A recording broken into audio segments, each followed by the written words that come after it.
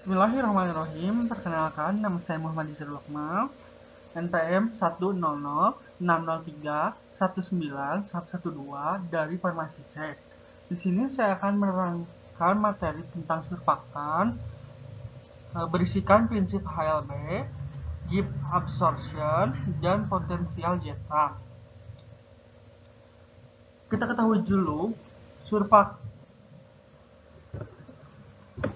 surfaktan adalah senyawa yang menurunkan tekanan permukaan antara dua cairan, antara gas dan cairan, atau antara cairan dan zat padat.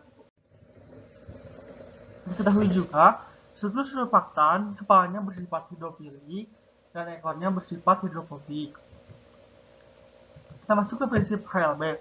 HLB adalah singkatan dari hidrofilik lipoprotein balance, yang merupakan nilai ukuran efisiensi surfaktan yang digunakan.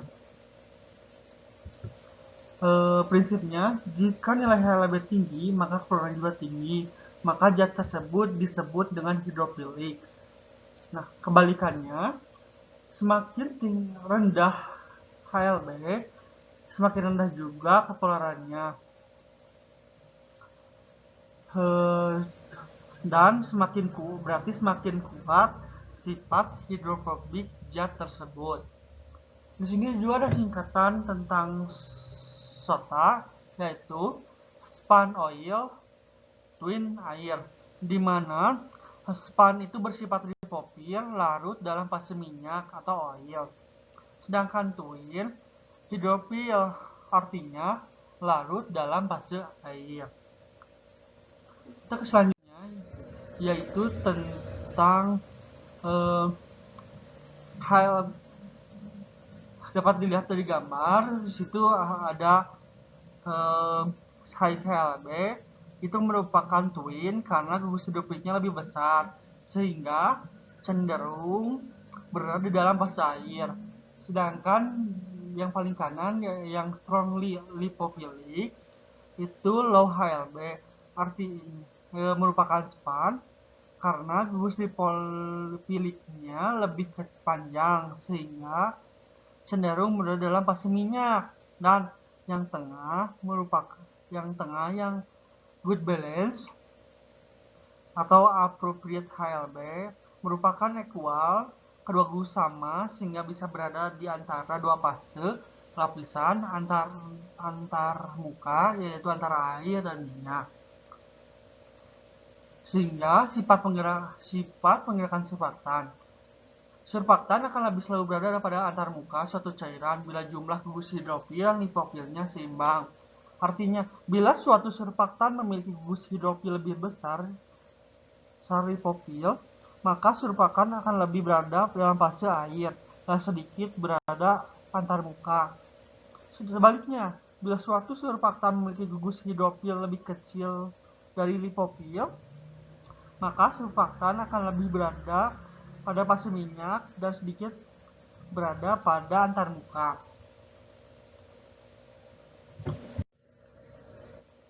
Gibbs absorption. Di sini Gibbs absorption adalah persamaan yang digunakan untuk mengkorelasikan perubahan konsentrasi komponen yang saling kontak. Sebelum masuk ke Gibbs absorption,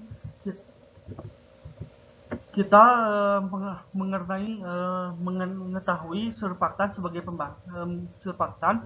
pembasah, di mana surfaktan sebagai wetting agent prinsipnya adalah yang bila dilarutkan dalam air akan mengurangi tekanan permukaan, menurunkan sudut kontak, dan membantu memindahkan fase cair dan pembasahan. Surfaktan dapat bertindak sebagai bahan pembasah karena dapat mengurangi sudut kontak antara permukaan padat dan fluida pembasah. Semakin kecil sudut kontak, semakin mudah bahan untuk dibasahi. Sudut kontak didefinisikan sebagai sudut yang dibentuk oleh perpotongan antar muka cairan padat dan antar muka uap dan air.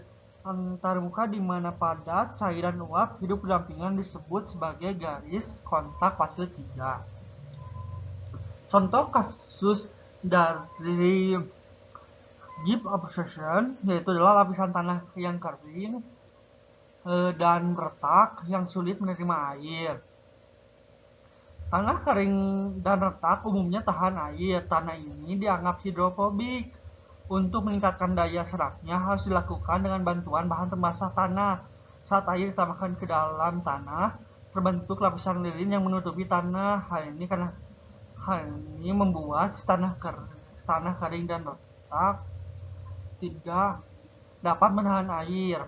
Oleh karena itu, jika ditambahkan surfaktan, si pori-pori tanah itu, lapisan lilinnya itu akan terbawa oleh surfaktan sehingga tanah kembali subur. Sehingga dapat disebutkan suspending agent, di mana mekanisme kerjanya dari suspending agent adalah dengan meningkatkan viskositas dengan cara mengikat molekul air pada molekul tanah yang menyebabkan penghambatan pergerakan air. Akibat viskositas yang meningkat menyebabkan laju air sedimentasi menjadi lama pada tanah dan meningkatkan stabilitas fisik tanah. Dan yang terakhir ada potensial zeta. Potensial zeta adalah parameter muatan antara partikel klorid atau perbedaan potensial antara lapisan pengikat, kuat, dan daerah netral secara elektrik. Semakin tinggi nilai potensial zeta, maka akan mencegah terjadinya populasi atau penggabungan klorid dari kecil ke besar. Penerapan potensial zeta dalam pembuatan suspensi adalah untuk menentukan kestabilan rutan dan kestabilan beberapa dispensi klorid pada potensial zeta. Kita ketahui juga potensial zeta memiliki gunaannya. Yang satu pertama, mengetahui kestabilan satu larutan nilai potensial yang tinggi, mengetahui muatan permukaan, memprediksi morfologi permukaan suatu partikel. Dan mekanisme kerja dari potensial zeta adalah stabilitas dispersi koloid bergantung pada potensial zeta. Potensial zeta menunjukkan tingkatan nilai menolak antara partikel yang bermuatan dengan yang saling berdekatan. Mungkin cukup sekian dari saya. Mohon maaf bila banyak kesalahan.